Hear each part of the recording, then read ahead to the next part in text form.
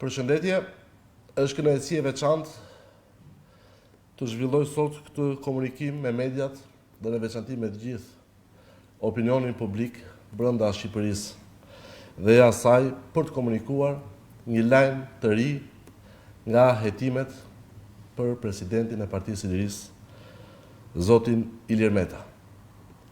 Në emër të Partisë së Lirisë, në funksion të transparencës maksimale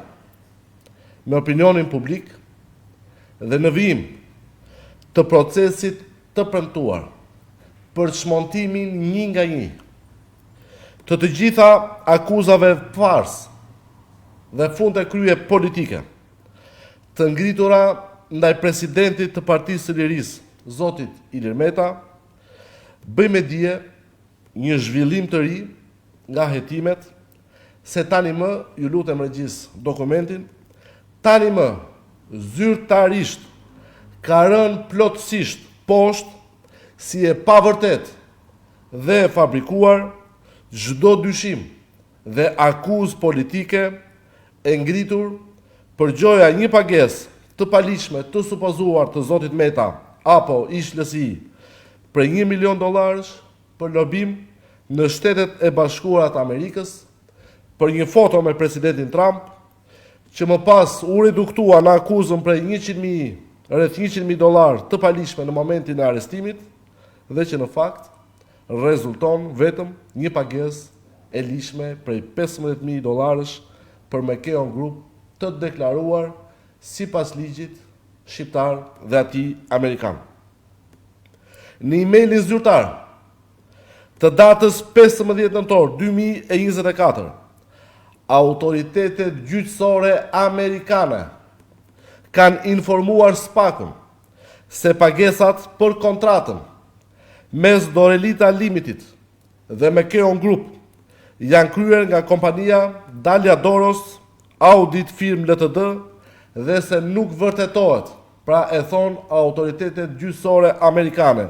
nuk vërtetohet asnjë lidhje ndërmjet këtyre pagesave dhe ish Lëvizjes Socialiste për Integrim apo zotit Ilir Meta në cilësinë e tij si kryetar i kësaj force politike. Ky në fakt është i vetmi lajm i ri që ka lidhje me hetimet ndaj zotit Meta, që nga momenti i rëmbimit të tij terrorist dhe që konfirmon atë të vërtet që presidenti i Partisë së Lirisë e ka deklaruar që përpara 7 viteve, kur media e George Sorosit Mother Jones fabrikoi një shkrim të porositur nga Charles McGonigal dhe nga Edi Rama për gjoja një lobim të paligjshëm dhe një pagesë për $1 milion përmes kompanisë Dorelita dhe McKeown Group, dhe ndërkohë, siç e shihni, rezultati ishte dhe mbetet vetëm ai që ka thënë zoti Meta që në atë kohë dhe që e ka provuar së fundmi edhe në sallën e gjyqit, që ka patur vetëm një pagesë prej $15.000 për McKeown Group të deklaruar sipas ligjit shqiptar dhe atij amerikan nga ish LSI, dhe se çdo gjë tjetër ishte dhe tani më e faktuar edhe nga autoritetet gjyqësore amerikane se ka qenë fund e krye gjithçka tjetër, një mashtrim ordiner, një fabrikim e përsëris mashtrim dhe fabrikim vetëm për qëllime të mirëfillta politike. Ky konstatim është zyrtarisht i pranuar edhe nga vetë SPAK në faqen 12 të një relacioni prej 32 faqesh, duke rrëzuar pra përfundimisht çdo pretendim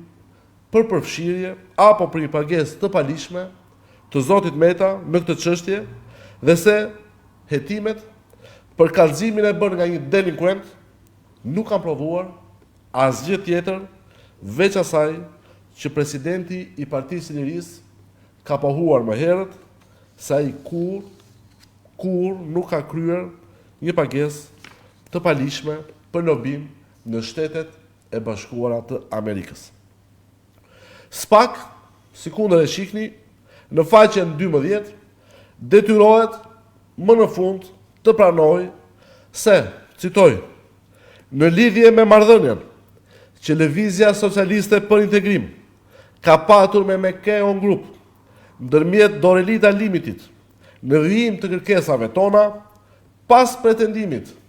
të zotit Meta në seancën gjyqësore për verifikimin e kushteve për zbatimin e masës së sigurimit, autoritetet gjyqësore amerikane, shkruan vetë SPAK, me emailin e datës 15 nëntor 2024, kanë informuar se pagesat për shërbimet e kontratës së lidhur midis Dorelita Limited dhe McKeown Group janë paguar nga kompania Taliadoros Audit Firm Ltd dhe nuk është vërtetuar, e shkruan vetë SPAK, asnjë lidhje midis pagesave të kryera nga kjo kompani dhe Lëvizjes Socialiste për Integrim, më falni, dhe Ilir Metës si kryetar i saj. Me që mediat e inceneratorëve insistojnë për lajme të reja nga dosja Meta, ky pra është i vetmi lajm i ri. Në 32 faqe relacion të SPAK-ut, vetëm ky fakt i ri ka të bëjë me zotin Meta dhe se çdo gjë tjetër e shkruar në të është ose përsëritje e flet rrufes mbi cilin u bazua dhe rëmbimi i tij terrorist i 21 tetorit të vitit të kaluar, ose mund të ketë element për persona që nuk kanë asnjë lidhje me zotin Meta. Pra ky zhvillim i ri provon qartë se pre vitesh kemi patur të bëjmë thjesht dhe vetëm me një fushat të qëllimshme, shpifjesh, pa asnjë bazë faktike apo ligjore, që nisi gjoja me investigimin e paguar në median e George Sorosit nga Charles McGonigal dhe nga Edi Rama tek Mother Jones. Sikundur pra vërtetohet se ky rëmbim terrorist i zotit Meta vitin e kaluar, mbështetur mbi këto dyshime ordinere të kallëzuara nga delinkuent dhe nga dëshmitar të Edi Ramës me probleme të theksuara me drejtësinë, ka qenë tërësisht i paligjshëm, fund e krye politik, sikundër është edhe mbajtja e tij në izolim për rreth 8 muaj pa asnjë fakt dhe pa asnjë provë penale, por sigurisht e urdhëruar nga tribuna e Asamblesë së Partisë Socialiste, nga Edi Rama, në 7 maj të vitit 2022, sigurisht e diktuar nga Charles McGonigal dhe e firmosur nga Altin Dumani. Është e padiskutueshme që gjatë kohës që zoti Meta ka qenë kryetar i Lëvizjes Socialiste për Integrim, çdo veprim ka qenë i ligjshëm. Është bërë me vendim të kryesisë, si për miratimin e kontratave edhe të personave të autorizuar për nënshkrimin apo ndjekjen e zbatimit të tyre, dhe se çdo gjë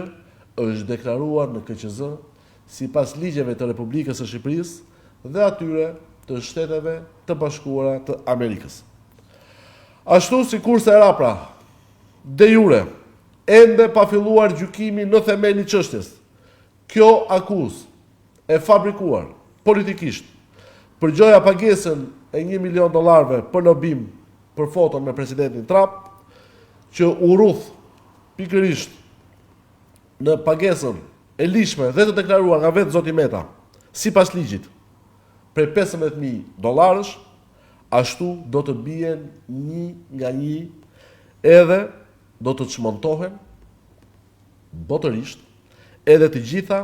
akuzat e tjera, të rëna dhe ato de facto, por që shumë shpejt do të bien dhe ato de jure, ndaj presidentit Meta, sikundër është akuza ordinere dhe çështja e stërgjykuar Qes Dia dhe akuzat e tjera, që në fakt janë marrëzi të tjera, të cilat do të çmontohen fund e krye në procesin e gjykimit në themel, duke provuar para të gjithë shqiptarëve se sa të drejta kanë qenë qëndrimet dhe denoncimet e presidentit të Partisë së Lirisë, zotit Ilir Meta, për keqpërdorimin politik të SPAK-ut nga Edi Rama kundër opozitës dhe liderëve të saj, ndërkohë që dosja e Charles McGonigalit ende vazhdon dhe ulëret dhe që vetëm SPAK nuk ka vesh që ta dëgjojë. Partia e Lirisë dhe presidenti i saj zoti Ilir Meta, i cili në 32 vite shërbim publik, jetë publike dhe politike, ka qenë gjithmonë shembull korrekt i respektimit të ligjit dhe të kushtetutës, mbetem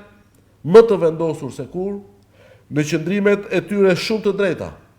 të vërteta dhe parimore, për të mos braktisur kur kauzat madhore, që janë një interes ekzistencial kombëtar, duke ju përmbajtur gjithmonë respektimit të ligjit